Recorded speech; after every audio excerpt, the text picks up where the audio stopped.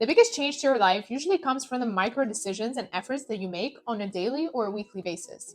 So, biggest life changes are usually just a collection of smallest ones.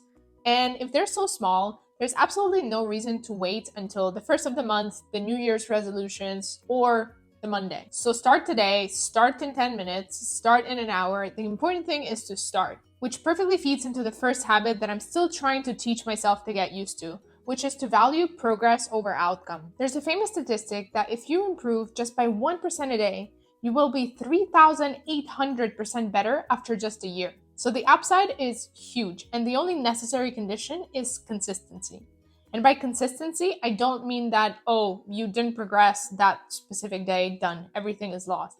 Absolutely not. You need to be nice to yourself, and you need to recognize that even if you have one easy day, week, or even a month, not everything is lost. You just need to make sure that you get back to it and continue progressing and actually build on the progress that you've already made before. This mindset shift will not only help you to progress faster towards your goals, but it will also help you feel a lot more accomplished on a daily basis and actually energized by the progress rather than moving the goalposts every time you set a new outcome. Second habit is a more practical one. It's about moving before you actually start your day, especially if you have a desk job. It doesn't only set you up to start your day in a better mood, but it also prepares your body to tackle the first tasks of the day in a better shape.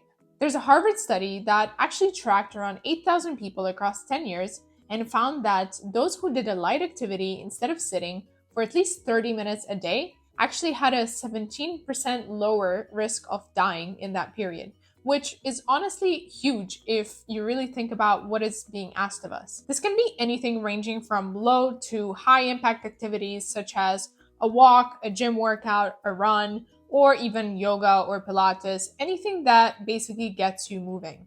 Third habit, which is somewhat tied to the previous one, is essentially slotting in an activity that you actually like or enjoy doing during your day.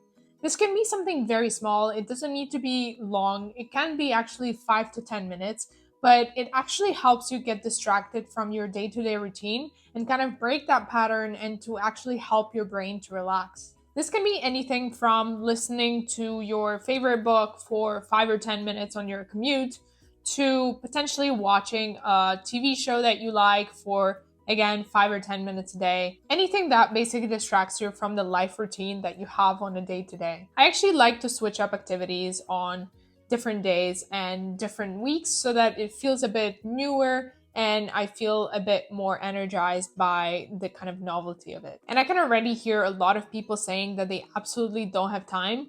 But honestly, if you do stick to 5 to 10 minutes, I'm sure you can try and squeeze it in anytime during your day while you're commuting, while you're eating breakfast, especially if you pair it up with point number two, where you go, for instance, for a little walk, as well as listening to your book or walking to get a coffee.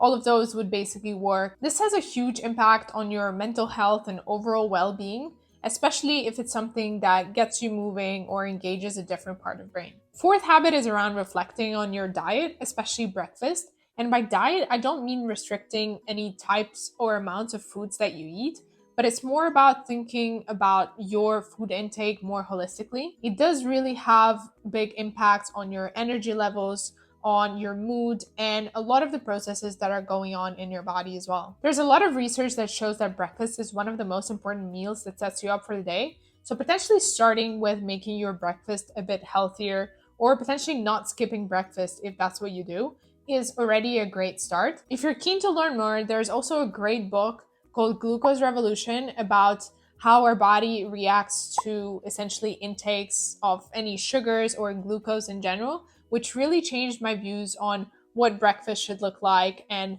how our overall meal intake should look like. So it's about thinking whether you can make any of your food choices a bit healthier. Maybe instead of a chocolate snack, take a fruit or some nuts, or if you don't have time to cook, try some meal prepping services, which are probably better than takeouts. Fifth and the last one, and the one that I'm still trying to get myself to stick to on a regular basis, is setting 5 minutes at the end of each week and sitting down to write 5 things that you would want in your life in one year. This can be material or not, on personal or work life, it doesn't really matter.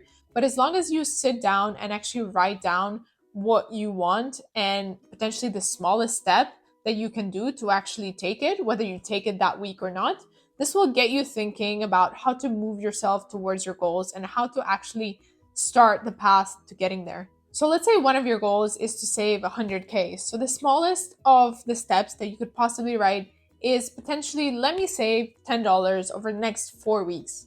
And every time you come back to this exercise, you will be in a new position and actually reflect on whether you can change, amend, or potentially improve that goal further. These 5 habits really did change how my day to day looks like. And the best part is they're actually easy enough to start today. So pick the one that you like most and do it today. Or press pause and do it now.